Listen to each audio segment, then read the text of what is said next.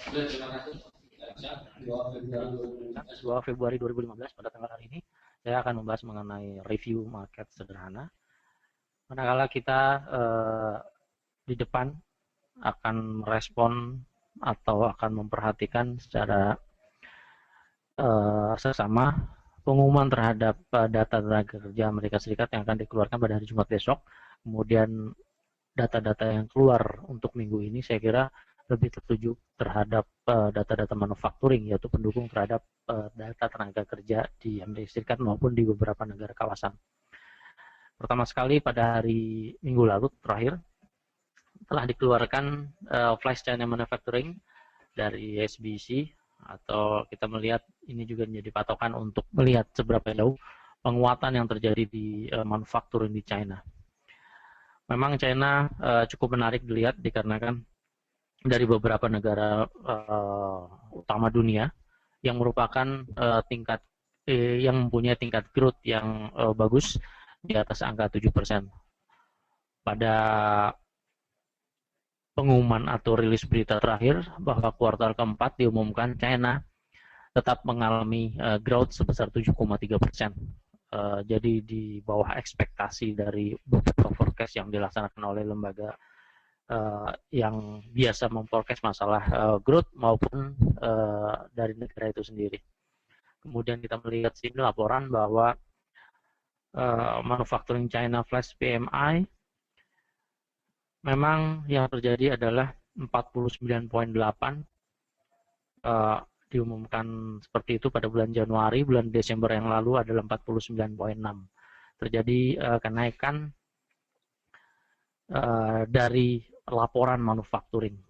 Namun jangka panjang kita melihat dari angka level no change masih berada di bawah 50 angka indeks dari manufacturing. Dalam arti kata masih belum mengalami ekspansi yang cukup berarti, namun secara jangka pendek mengalami kenaikan sebesar 0,2 poin. Kemudian dari manufacturing produksi kita melihat dari output indeksnya juga mengalami kenaikan 50,1 dari bulan Desember 49,9. Kedua data ini mencerminkan bahwa terjadi kenaikan sedikit di atas dari angka level manufacturing 50 angka indeks. Kemudian pada hari ini kita masih menunggu pengumuman terhadap indeks yang akan dikeluarkan untuk manufacturing di China, SBC Final Manufacturing, yang diperkirakan masih tetap di 49,8. Apabila kita melihat dari keseluruhan data China sendiri, dari beberapa laporan secara kualitatif dilaporkan kebanyakan decrease daripada increase, termasuk dari employment, kemudian output prices maupun input prices, kemudian stock purchase maupun stock finishing goods. Kemudian kita melihat dari yang increase adalah new order maupun new export order. Kemudian dilaporkan juga bahwa terjadi peningkatan diforecastkan untuk order terhadap minyak mentah, memanfaatkan pengurangan dari harga yang terjadi di harga oil, di harga oil dunia. Kemudian juga dari beberapa laporan peningkatan yang akan terjadi sebesar 6% pada akhir tahun 2015 ini.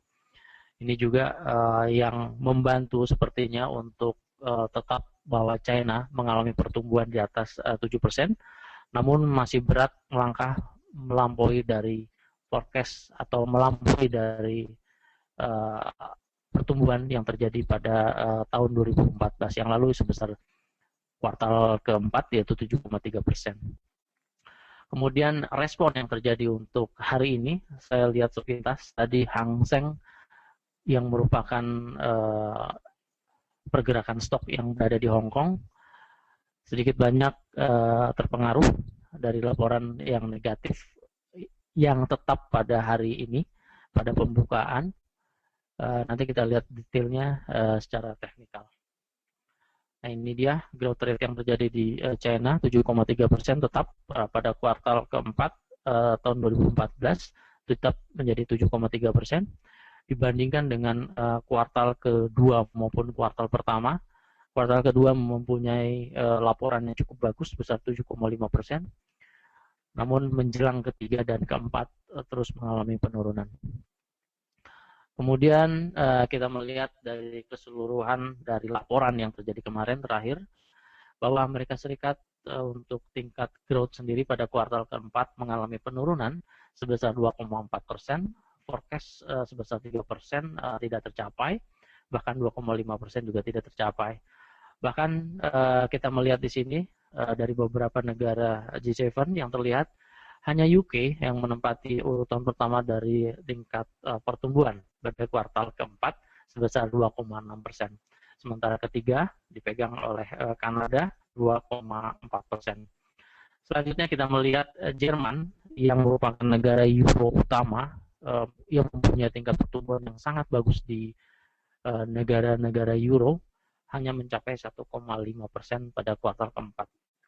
Kemudian diikuti oleh Prancis sebesar 0,4%, kemudian paling terakhir adalah Italy sebesar minus 0,4%. Nah, ini juga yang mempengaruhi market, terlihat dari pergerakan dari pound sterling, tidak terlalu turun pergerakan di pound sterling, sehingga membantu untuk penguatan lebih lanjut untuk jangka menengah. Kemudian kita melihat juga laporan dari Commitment of Traders, posisi-posisi yang terlihat selama 1 minggu, terlihat yang sangat besar di sini adalah Australia dollar mengalami kenaikan untuk posisi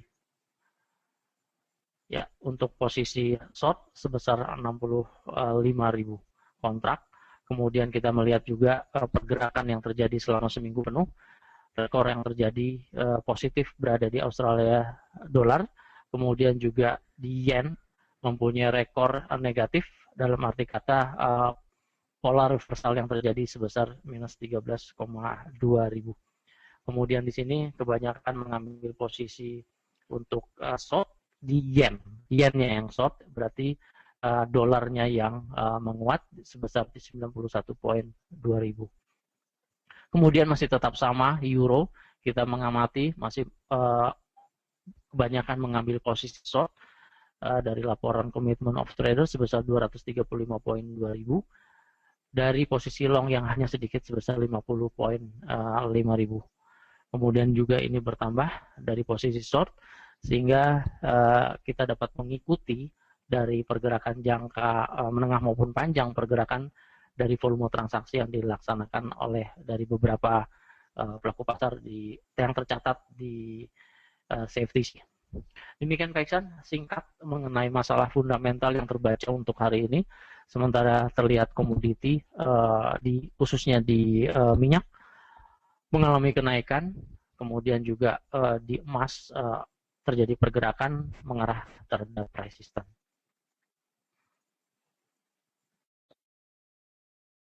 Ya, baik Pak Dwi, silakan dilanjut saja Pak.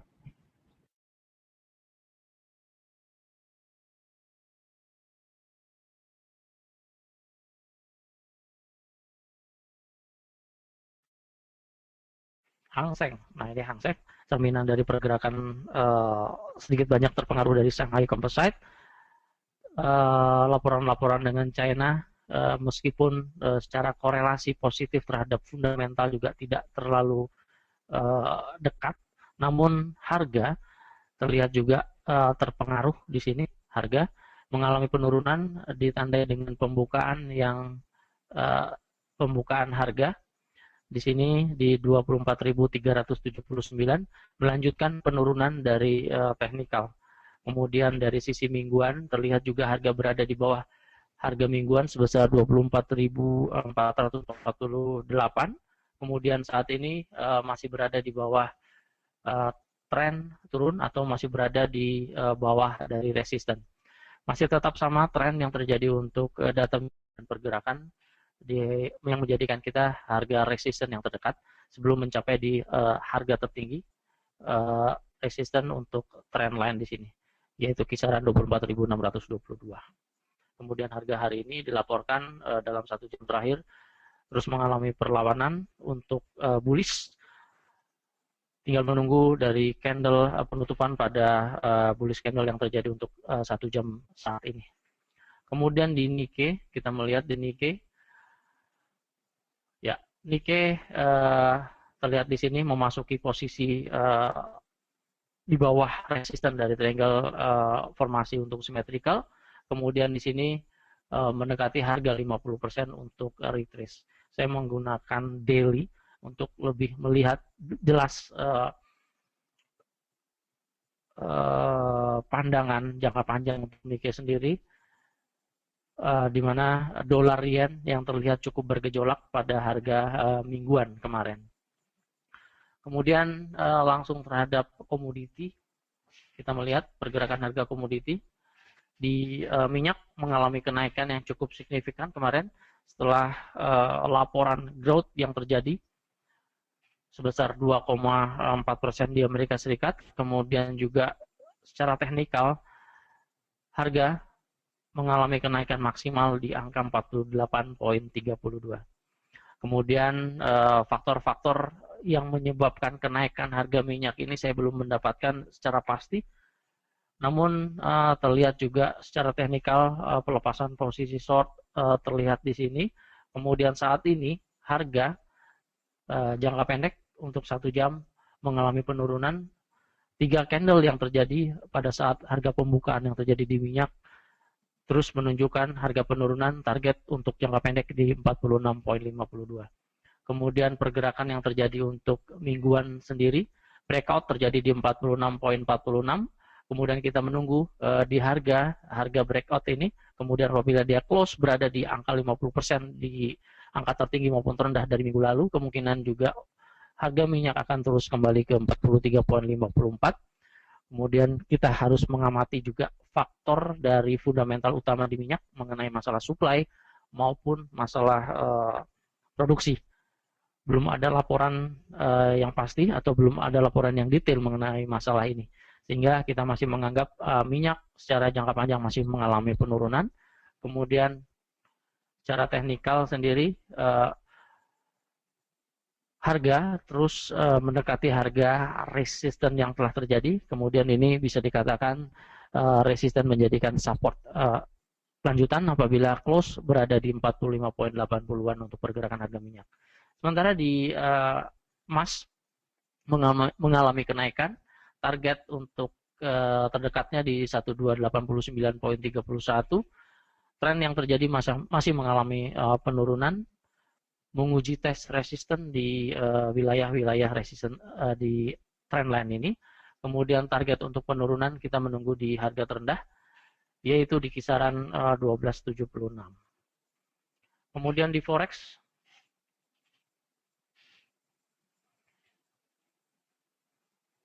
ya forex untuk di pergerakan harga dolar masih mengalami stagnasi. Kemudian kita melihat di sini menjadikan patokan kita untuk pergerakan penguatan di beberapa currency yang mengacu terhadap dolar Amerika Serikat. Kita anggap ini adalah dolar indeks sebagai pandangan besar, garis besar terhadap pergerakan harga major currency sendiri. Ternyata masih berada di wilayah symmetrical triangle untuk chart 1 jam. Kemudian kita mengawasi di 94,92. Kemudian target bawah sendiri di 94,42. Jadi kesimpulan untuk pergerakan dolar indeks masih dalam keadaan stagnan. Kemudian kita melihat Australia dolar terhadap US dollar juga terlihat mendekati harga tertinggi untuk pergerakan hari Jumat kemarin di 0,77944. Kemudian harga Australia dolar terhadap US dollar juga pada minggu ini terlihat masih menunggu kebijakan terhadap tingkat suku bunga yang akan diumumkan pada minggu ini untuk Australia dolar. Kemudian secara teknikal kita masih menganggap ini masih dalam keadaan stagnan untuk chart 1 jam. Kemudian pergerakan dolar yen, nah ini dia pergerakan dolar yen ternyata mengalami breakout untuk support yang terjadi. Kemudian saat ini harga menuju ke 116,989 untuk 4 jam kedua saat ini. Kita melihat apabila dia tembus untuk breakout kembali, kemungkinan harga akan mengarah ke 116.70-an untuk pergerakan dolar yen. Demikian Pak Iksan, beberapa fundamental yang terjadi untuk review kemarin. Kita fokus pasar untuk minggu ini terlihat juga masih berada di perkiraan data tenaga kerja Amerika Serikat maupun non-farm payroll yang akan diumumkan pada hari Jumat besok. Ya, tadi baik, terima kasih untuk ulasannya. Cuma saya menambahkan aja untuk pergerakan oil kemarin ini, hari Jumat kemarin, saya baca dari Monex News ini berita mengenai kenaikan itu disebabkan adanya dari penurunan dari besar jumlah ring yang di Amerika akibat dari respon produsen terhadap kelebihan tersedia minyak, serta aksi short covering trader di akhir pekan. Ini mungkin yang menyebabkan kenaikan dari harga minyak. Terus kemudian juga menambahkan juga mengenai HSBC, tadi sudah keluar beritanya bahwa data yang dirilis yaitu dari sebelumnya 49,8, hasilnya yaitu untuk hari ini 49,7, mengalami penurunan untuk HSBC Final Manufacturing PMI. Kalau kita lihat tadi juga sudah dibahas oleh Pak Dwi, untuk indeks saham Hang Seng juga sedikit mengalami penurunan. Terus kemudian untuk data yang lainnya mungkin kita harus menunggu nanti yang akan dirilis, dan juga nanti untuk hari Jumat mengenai data non-farm ya untuk minggu ini, di mana datanya nanti untuk non-farm sendiri itu akan data yang akan dirilis pada hari Jumat nanti. Untuk sebelum previousnya 252.000, data yang dirilis kemungkinan besar forecastnya 231.000. Mungkin itu saja untuk penambahannya. Baik, Pak Dwi, terima kasih untuk ulasan morning briefing pagi ini. Saya akhiri untuk morning briefing pagi ini. Terima kasih juga untuk rekan-rekan sekalian yang sudah mengikuti morning briefing. Semua materi morning briefing kali ini hanya bersifat informasi saja dan tidak ditujukan sebagai sarana untuk membuat keputusan dalam bertransaksi. Kami berusaha menyajikan informasi yang terbaik. Baik, sekian untuk morning briefing pagi ini. Terima kasih, selamat beraktivitas.